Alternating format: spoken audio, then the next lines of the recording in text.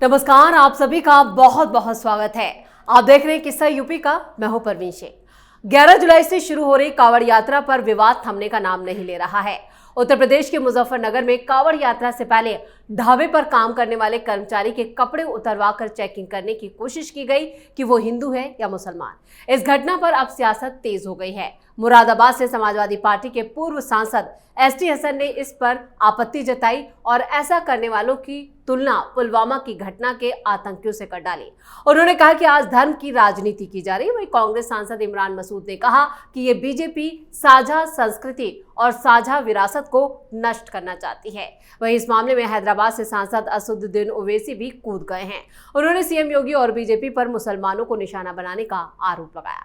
इसी पर चर्चा के लिए स्टूडियो मौजूद है कैपिटल टीवी के executive editor Rajiv Kumar. Sir, आपका बहुत बहुत स्वागत है। धन्यवाद। कांवड़ यात्रा 11 जुलाई से शुरू होगी, उसको लेकर जो आदेश आए सीएम योगी की तरफ से, जो गाइडलाइन जारी की गई, और इस बीच जो कुछ हुआ कांवड़ यात्रा को लेकर, उस पर अब विपक्षी जो पार्टियां हैं लगातार बयानबाजी कर रही हैं। देखिए, बयानबाजी नहीं कर रही, ये बात जो बोल रहे हैं वो बात या हंसी का पात्र माना जा सकता है या इनकी कम बुद्धि का द्योतक कहा जा सकता है।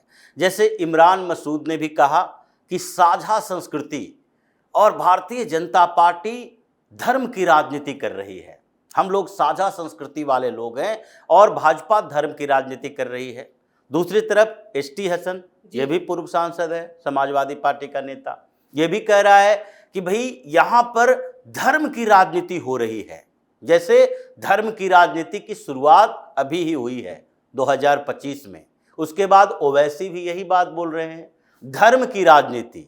धर्म की राजनीति भारत में कब नहीं हुई थी, ये कम से कम ये लोगों को बताना चाहिए। ये सारे मुस्लिम सांसद हैं और ये लोग कह रहे हैं कि हमें साझा संस्कृति पर भरोसा है भारत में, पाकिस्तान में नहीं, बांग्लादेश में नहीं। क्यों? क्योंकि धर्म की राजनीति से अभी सांप्रदायिकता का माहौल पनप रहा है। ये धर्म की राजनीति की शुरुआत क्या अभी हुई है भारत के अंदर? ये जब भारत पाकिस्तान और बांग्लादेश के साथ एक बड़ा भारत था, उस समय क्या धर्म की राजनीति शुरू नहीं हुई थी? ये 1940 के दशक में, 30 के दशक से शुरुआत, 40 के दशक में ये विस्फोटक की स्थिति जब आई थी, तो ये क्या धर्म की राजनीति के बिना थी? जब जिन्ना ने आगाह किया था, भाई डायरेक्ट एक्शन डे तक शुरू कर दिया, दंगे फसाद करवाए इस आधार पर कि मजहब के नाम पर एक देश चाहिए उसे, ये धर्म की राजनीति नहीं थी? क्या दुनिया में कहीं और ऐसा देखा जाता है? ज़्यादातर कोई न कोई कारण जो होता है, जैसे देश के राज्य के विभाजन के, उत्तर प्रदेश का भी विभाजन हुआ, 2 राज्य बने, उत्तराखंड उत्तर प्रदेश, तो क्या धर्म के नाम पर बना? झारखंड बिहार क्या धर्म के नाम पर बना? ये विकास के नाम पर बना। ये विकास के नाम पर आगे डेवलप हुआ कि नहीं नहीं, जो पहाड़ी इलाके हैं, जिन इलाकों में वैसे लोग रहते हैं जो बहुत समय से पिछड़े हुए हैं, वो संसाधनों का सही उपयोग नहीं कर सकते, उसके लिए अलग से व्यवस्था की जानी चाहिए। और बड़ा राज्य है तो वहां तक संसाधनों का सही डिस्ट्रीब्यूशन नहीं हो पाता। खैर, पाकिस्तान बटा, क्या धर्म के नाम पर बटा? पाकिस्तान से बांग्लादेश बना तो क्या वो धर्म के नाम पर बटा था? वहां तो दोनों जगह इस्लाम के हैं परचम लहरा रहे थे। वो भी भाषा के आधार पर बना, इस आधार पर बना कि वर्चस्व वहां पर एक क्षेत्र विशेष के लोगों का है, उर्दू भाषियों का है, पंजाबियों का है, और बंगालियों को कोई पूछ नहीं रहा। बहुमत हमारी है। शेख मुजीबुर रहमान सोच रहे थे प्रधानमंत्री बनेंगे, लात मार के बाहर निकाल दिया कि नहीं, वहां के लोग प्रधानमंत्री नहीं बन सकते। भारत में तो ये व्यवस्थाएं नहीं थी, और व्यवस्थाएं तो उस समय भी नहीं थी। डेमोक्रेटिक सिस्टम अपनाए जाने की बात थी। 1935 के एक्ट के तहत चुनाव भी हुए थे, मुस्लिम लीग की भी सरकारें 2 राज्यों में बनी थी, तो उस समय भी डेमोक्रेटिक सिस्टम था। जहां जहां सरकारें बन सकती थी वहां सरकारें बनाते, जिस राज्य में बनती केंद्र में भी सरकारें बन सकती थी। तो ये मजहब धर्म के नाम पर ही राजनीति शुरू हुई और जिसके कारण भारत का विभाजन हुआ। अब विभाजन हुआ तो अभी ये हमारे 2 पड़ोसी मुल्क आज भी वही काम कर रहे हैं जो उस समय कर रहा था, और भारत में बैठे हुए ये मुस्लिम लीडर कहते हैं कि धर्म की राजनीति की शुरुआत हुई है। ये जो हैदराबाद से जीतता है ओवैसी, ये कौन से विकास के मुद्दे पर जीतता है? इतने सालों तक इसका वर्चस्व हैदराबाद में किस मुद्दे पर रहा है? ये जब ही चुनाव आता है, पिछली बार लोकसभा के चुनाव में जब लगा कि गाड़ी थोड़ी पटरी से उतरने वाली है, क्यों? क्योंकि इसी के खिलाफ 2-3 मुस्लिम कैंडिडेट खड़े होते थे और एआईएमआईएम से ही अलग होकर एक नई पार्टी बनी थी, जो भी चैलेंजर इसका, ये सब लोग मिल गए, इकट्ठे हो गए, नहीं ये कौम खतरे में है क्योंकि भारतीय जनता पार्टी यहां जीत जाएगी। ये धर्म की सियासत नहीं है। ये एसटी हसन ये किन लोगों के वोट से जीतता है, या फिर इमरान मसूद कैसे सांसद बना है, ये सबको पता है कि मुस्लिम बहुल इलाकों में कैसे वोटिंग का पैटर्न होता है। तो ये धर्म की राजनीति नहीं है तो और क्या है? जब धर्म की राजनीति ये दशकों से चल रही है और कांग्रेस के समय में भी यही चलती रही, तो आज नया क्या हो गया धर्म की राजनीति में? नया एक ही चीज हुआ कि आज ये पहले जो मजहबी उन्माद फैलता था वो एक मजहब विशेष में फैलता था, मुसलमानों में फैलता था, और उसके उस उन्माद का फायदा उठाया गया, चाहे वोट डलवाने के लिए या देश के विभाजन करवाने के लिए। पहले देश का विभाजन करवाया गया, उसके बाद उन्मादी बनाया गया, इसे वोट डालने के लिए डर दिखाया गया और उन्मादी भी बनाया गया, और दोनों करके इन लोगों को अपने पास रखा गया। डर किसका दिखाया गया? संघ का। क्या 1925 में बने हुए आरएसएस उस समय के बाद से 1947 तक अपने सांस्कृतिक कार्यक्रम नहीं कर रही थी? लेकिन दिखाया गया डर कि संघ का डर है। संघ का जो राजनीतिक पार्टी बनी भारतीय जनसंघ, उसका डर दिखाया गया, और उसके बाद आगे दिखाया जाता रहा भारतीय जनता पार्टी का डर कि भाई देखो इस पार्टी की सरकार बन गई तो तुम खतरे में आ जाओगे। तो 2014 के बाद से यही तो खतरा हुआ है।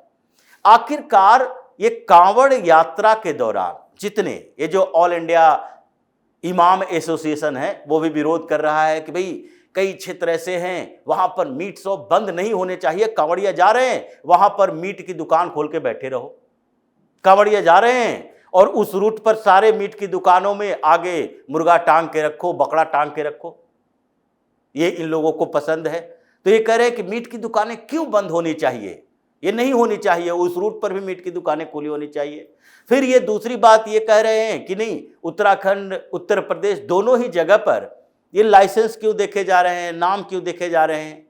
और इन लोगों की समस्या इस बात से है कि इससे नुकसान क्या हो रहा है, आर्थिक तौर पर केवल, ये और दूसरे नुकसान नहीं है। और दूसरी बात यह है कि हमें अथॉरिटी को हमारे चैलेंज किया जा रहा है। भाई पूरे भारत के अंदर अगर आप कहते हो साझा संस्कृति है, आप कहते हो भाईचारा होनी चाहिए, तो सबसे पहले भाईचारा का झंडा उठा कर आओ और सेक्रीफाइस करना सीखो। अब तक तो सेक्रीफाइस किए नहीं। जब इतने सालों से ये दशकों से डिमांड हो रही थी कि एक देखो अयोध्या में एक जगह है जहां भगवान राम पैदा हुए हैं, वहां हम भव्य मंदिर बनाना चाहते हैं, वहां एक टूटी फूटी तुम्हारी बाबरी मस्जिद है और बाबर तुम्हारा कोई पैगंबर नहीं है, ये आक्रांता था, उसके सेनापति मीर बाकी ने ये बनाया था और उसको बाबरी मस्जिद कहते हो, लेकिन उसकी कोई अहमियत नहीं है, नमाज भी नहीं पढ़ने जाते उसमें, लेकिन फिर भी तुमने सेक्रीफाइस नहीं किया, कोर्ट से लड़के लेना पड़ा। मथुरा में अभी बाकी है, काशी है, यानी कि बनारस में ज्ञान वापी में कौन सा आता है सऊदी अरब से हज करने के लिए लोग, या फिर वहां से नमाज पढ़ने आ रहा है, वही के लोकल लोगों के लिए है। और भारत के नहीं, दुनिया के किसी कोने से हिंदू आता है तो मथुरा काशी जाने के लिए सोचता है, वहां पर तुम सेक्रीफाइस नहीं कर रहे, फिर भी भाईचारा चाहिए। भाईचारा इस बात के लिए नहीं रहे कि कांवड़ यात्रा हो रहा है, भाई पवित्रता का इनका पर्व है, 15 दिन सेक्रीफाइस कर लेते हैं, 15 दिन वो मीट की दुकानें बंद कर लेंगे। नवरात्र हो रहे हैं, क्यों सरकार को इसकी जरूरत पड़ती है कि हिंदुओं की भावनाओं के लिए, उन लोगों को बचाने के लिए, उनकी पवित्रता को देखते हुए कुछ समय तक कुछ चीजें बंद करने के लिए एक आदेश पारित करना पड़ता है। अगर नवरात्रा के समय ये लोग पहले ही सोच ले कि नहीं भाई आज मीट नहीं बेचेंगे, तो क्या इन लोगों को जबरदस्ती मीट की दुकान खुलवा खुलवा के पीटा जाएगा, या सरकार को आदेश देने की जरूरत पड़ेगी?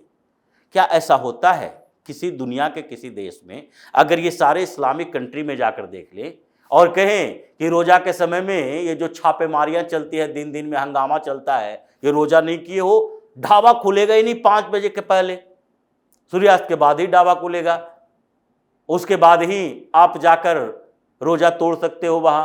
अगर रोजा आपने नहीं रखा है तो उस समय आप बाहर निकल के बोल भी नहीं सकते कि हम नहीं रखे हैं, कोड़े पड़ जाएंगे। तो उन देशों में सख्ती है अपने मजहब को लेकर। यहां एक सामान्य साझा संस्कृति की बात करने वाले लोग सीधे तौर पर सेक्रीफाइस नहीं करेंगे, झपट्टा मारी करेंगे, छीन लेंगे तुम्हारे अधिकारों को, लेकिन अपने तरफ से कोई भी कोशिश नहीं करेंगे। तो अगर कोशिश नहीं करोगे तो सरकार को सख्त कदम उठाना पड़ेगा। बार बार कहा जा रहा है, इमरान मसूद कह रहा है पिछली बार हम लोगों ने इन लोगों के एजेंडे को ध्वस्त कर दिया था, फैसला रुकवा दिया, कहां से? सुप्रीम कोर्ट जाके। इस बार भी ऐसा ही करेंगे। ये तो पता है ये लोग सुप्रीम कोर्ट जाने के लिए फिर से सोच रहा होगा कि अभी 11 दिन बाकी है, अभी चले जाएंगे तो सुनवाई हो जाएगी, 2 सुनवाई होगी तो फैसले आने के संभावना बढ़ जाती है। तो ऐसे समय में जाएं कि 15 दिन के कांवड़ यात्रा के बीच 1-2 दिन के अंदर सुप्रीम कोर्ट में कोई बेंच बैठे और कोई अंतिम आदेश डाल दे कि नहीं अभी अगली सुनवाई तक ये नेम प्लेट का विवाद नहीं रहेगा, सरकार जबरदस्ती फैसले नहीं ले सकती है। 15 दिन के बाद सुनवाई होगी तो 15 दिन में कांवड़ यात्रा खत्म, जैसे पिछली बार हुआ था जी। तो ये इनके मकसद को कामयाब नहीं होने देंगे, योगी सरकार हो या धामी की सरकार। इसीलिए इतने समय पहले से ये बातें की जा रही है, एडमिनिस्ट्रेशन का ऑर्डर दिया जा रहा है। क्यों किसी को जरूरत पड़ती है कि पैंट खुलवा के दिखाने की? तुम आधार कार्ड दिखाओ। जब ये विवाद चल रहा है कि कांवड़ के, ये क्या मुजफ्फरनगर में, मेरठ में, शामली में या मुरादाबाद में ये जो बोल रहा है एसटी हसन, क्या किसी के घर घर में जाकर लोग पूछ रहा है? या कांवड़ का यात्रा का रूट है उसके अलग किसी गली मोहल्ले की दुकानों में जाकर देख रहा है कि तुम दिखाओ, नेम प्लेट दिखाओ, तुम क्यों नहीं ऐसा कर रहे, तुम हिंदू हो या मुसलमान हो? ये चीजें तो नहीं हो रही है। लेकिन एक आदेश है कि इस रूट पर थोड़ा सेक्रीफाइस कर लो। अब उसमें विवाद पैदा करोगे तो विवाद पैदा करोगे तो सरकार को आना पड़ेगा। और सरकार अभी वो सरकारें नहीं है जो तुम्हारे फेवर में फैसला लेने के लिए तत्पर रहती थी। सरकार आज इस बात के लिए तत्पर है कि एडमिनिस्ट्रेशन के हिसाब से क्या होना चाहिए और सही तरीका अगर एक के लिए है तो दूसरे के लिए भी क्या होना चाहिए। तो ये दोनों के कुछ फायदे के तरीके ढूंढे जा रहे हैं और उसीलिए इन लोगों को, चाहे ऑल इंडिया इमाम एसोसिएशन हो, ओवैसी की पार्टी हो या फिर हसन जैसे लोग हों, इमरान मसूद जैसे लोग हों, ये लोग जिस तरीके की राजनीति कर रहे हैं वो केवल अपने फायदा तो थोड़ा बहुत इसका हो जाएगा, लेकिन न उसकी पार्टी का कुछ फायदा होने वाला है। जैसे कि ये कथावाचक विवाद में ऐसे फंस चुके हैं जिस तरीके से ये अखिलेश यादव, उसमें संभावना इस बात की लग रही है, एक सांसद है ब्राह्मण, 5-5 विधायक हैं इनके पास, 25-25, 30-30 टिकट देते हैं विधानसभा में, ब्राह्मणों का वोट खींचने की कोशिश करते रहते हैं। अब ये विवाद अगर ऐसे ही चलता रह गया तो 1% ब्राह्मण वोट नहीं देगा। ये 5 विधायक भी हैं, वो भागने की तैयारी में लगे हैं, पहले ही 3-4 विधायकों को ये पार्टी से निकाल चुके हैं इसी तरह के विवाद में। तो ये अपनी पार्टी के लिए भी फायदेमंद नहीं है इनके, ये अपने फायदे के लिए है कि जहां 50-60% मुस्लिम वोट है वहां से जीत कर आ जा सकते हैं। तो ये विवाद जितना बढ़ेगा समस्याएं इन लोगों के लिए उतनी बढ़ेगी। कांवड़ का यात्रा का टाइम 15 दिन का है। अगर 15 दिन के उस समय में सेक्रीफाइस नहीं किए, अगर इसे शांति से नहीं अपनाए तो ये 15 दिन 12 महीने के लिए होगा। और ज्यादा विवाद अब किए तो उसके बाद फिर इकोनॉमिक बाइकाट की बात होने लगेगी। सामाजिक बाइकाट को तो नहीं रोक सकते, सरकार नहीं बाइकाट करेगी, सामाजिक बाइकाट को नहीं रोक सकते।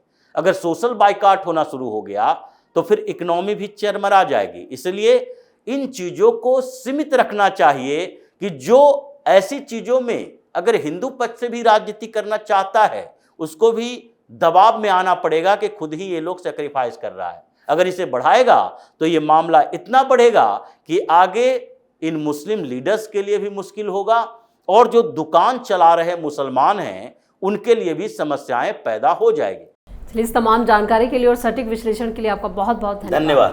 कांवड़ यात्रा के दौरान यूपी में दुकानों को लेकर एक नया आदेश सामने आया था और उसके बाद ही ये विवाद खड़ा हो गया। प्रशासन ने कांवड़ रूट पर दुकानों की पहचान के लिए नाम और नेम प्लेट लगाने की हिदायत दी, जिसे देखते हुए सनातनी फोर्स भी एक्शन में आ गई और एक बार फिर कांवड़ मार्ग पर फर्जी नामों से चलने वाले मुस्लिम ढाबों की पहचान का अभियान तेज कर दिया गया। मुजफ्फरनगर में ऐसे ही एक होटल की फर्जी पहचान का खुलासा हुआ, जिसके बाद धीरे धीरे ये विवाद यहाँ तक पहुंच गया कि इसमें सभी विपक्षी पार्टियां अब कूद गई हैं और अपनी सियासत चमकाने में लगी हैं। लेकिन मामला ये जितना ज्यादा बढ़ेगा उतना ही विपक्षी पार्टियों और मुस्लिम समाज को इसका नुकसान उठाना पड़ेगा। इस खास शो में इतना ही। वीडियो कैसा लगा कमेंट करके अपनी राय जरूर दें। वीडियो को लाइक करें, शेयर करें और कैपिटल टीवी को सब्सक्राइब जरूर करें। धन्यवाद।